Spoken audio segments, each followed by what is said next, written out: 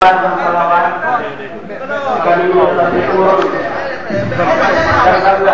jaga mahasiswa yang ngolong.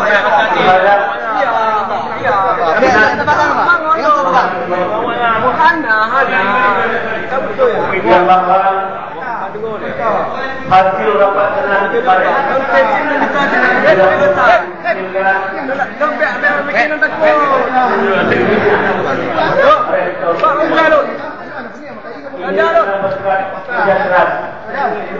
yang sangat arif dan bijaksana oleh pengurus yayasan dan seluruh senat Universitas Umar Melabu.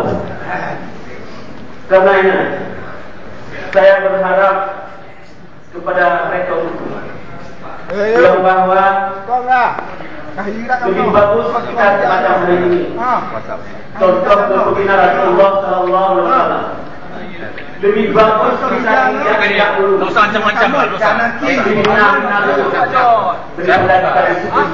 Kami mahasiswa. Pak Presiden kami. Jadi apa? Apa masalah Pak John? Menerima berbagai macam.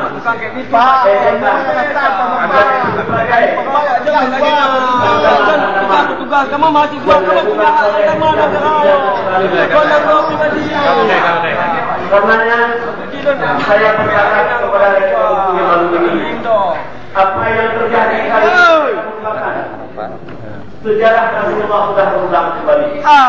Pengangkatan beliau Rasulullah belum tentu orang yang diangkat secara mulus sudah bijaksana.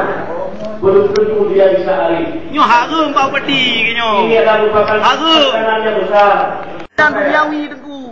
Nanti ini setelah melihat berbagai peraturan yang ada, yang telah dilaksanakan yang lalu, itu semuanya bertentangan dengan kata aturan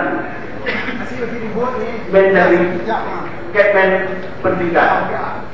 Dan itulah dasar kita menanti rektor pada hari ini.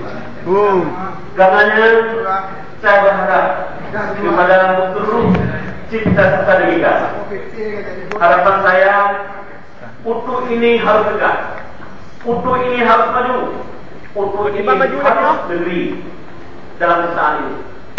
Bisa anak dipindahnya lagi apabila saya di akhir masa jabatan saya bisa menegrikan UTU ini. Dan saya harapkan kepada yayasan pada hari ini, jangan simpan uang itu. Apa yang perlu terus